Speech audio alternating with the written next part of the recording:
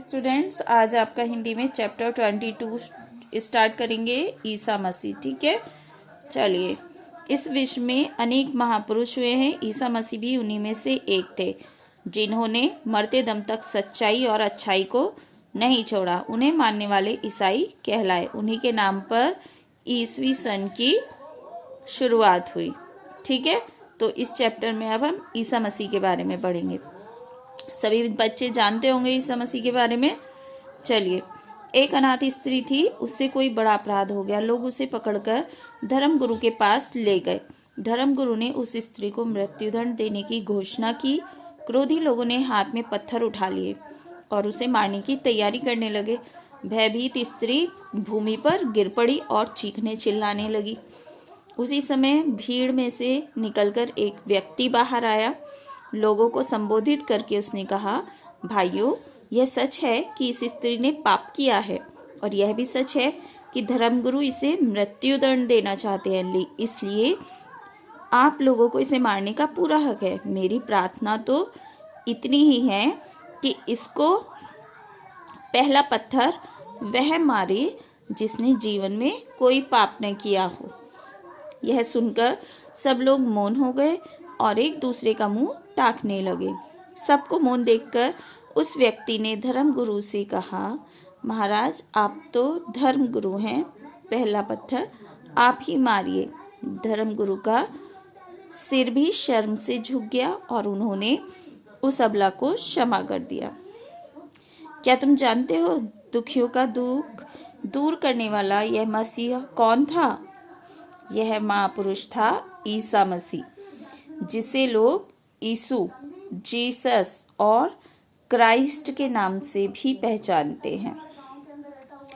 ईसा मसीह का जन्म बेतलहम के एक साधारण यहूदी परिवार में हुआ था। उनकी माता का नाम मरियम था। बालक के जन्मते ही किसी ने कहा था कि यह बड़ा होकर यहूदियों का राजा बनेगा। जब यहूदियों के राजा हेरोद ने यह बात सुनी तो वह बहुत नाराज हुआ। उसने हुक्म दिया कि मरियम के बेटे को मार डाला जाए, लेकिन मरियम बेतलहम छोड़कर अपने पुत्र के साथ नाजरेथ नगर में जा बसी। ईसा मसीह का बचपन नाजरेथ नगर में बीता।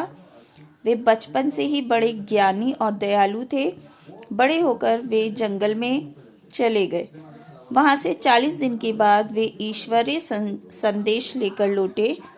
उन्होंने उपदेश दिया, बुराई करने वालों को बुराई करके नहीं, भलाई से जीतो। सत्य की हमेशा विजय होती है। भलाई और सत्य ईश्वरत्व की निशानी है। सच्ची जनसेवा ही प्रभु सेवा है। नेक्स्ट पेज पर आ जाइए। अपने आचार विचार के कारण ईसा मसीह शीघ्र ही बहुत लोकप्रिय हो गए। उनका असर जनता पर खूब पड़ा। लोगों में उनके प्रति अपार प्रेम, श्रद्धा और विश्वास पैदा हो गया। अनेक यहूदी उनके अनुयायी हो गए। उनके विरोधियों को इससे बड़ी ईर्ष्या हुई। उन्होंने शासकों की मदद से उन्हें सूली पर चढ़वा दिया। जिस सूली पर उन्हें कीलों से टांगा गया, उसे उन्हें स्वयं पहाड़ पर ढोकर ले जाना पड़ा था। वध स्थल पर पहुंचकर लोगों ने उनके माथे पर कांटों का मुकुट पहनाया। उन्हें कोड़ों से मार मार कर लहूलुहान कर दिया। फिर सूली पर चढ़ाकर उनके हाथों, पैरों तथा सीने पर कीलें ठोक दी। इतना करने पर भी ईसा विचलित नहीं हुए। शांत रहकर उन्होंने भगवान से प्रार्थना की कि हे पिता, तू इन्हें माफ कर दे, क्योंकि ये नहीं जानते कि ये क्या कर रहे हैं। विरोधियों ने इस प्रकार ईसा मसीह के शरीर का अंत कर दिया, पर उनकी आत्मा अमर हो गई और उनके उपदेश दुनिया भर में फैल गए। उनके नाम पर ईसाई धर्म और ईसवी सन की शुरुआत हुई।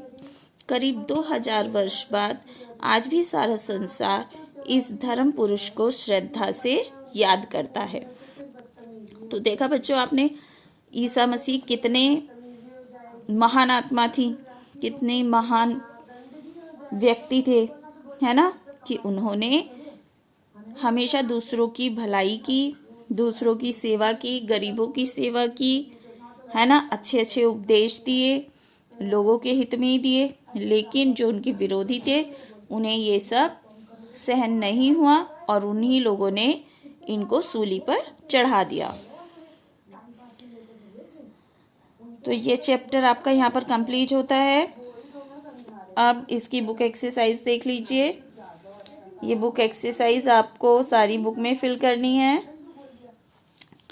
ठीक है। ये फिल करने के बाद सही के सामने गलत के सामने निशान लगाने हैं, ये भी आप कर लेंगे। और इसके बाद क्वेश्चन आंसर मैं नोटबुक में लिख देती हूँ, उनको देख कर कीजिएगा, ठीक है।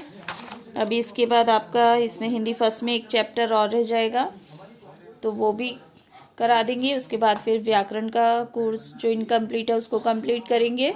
ओके, चलिए, गुड डे।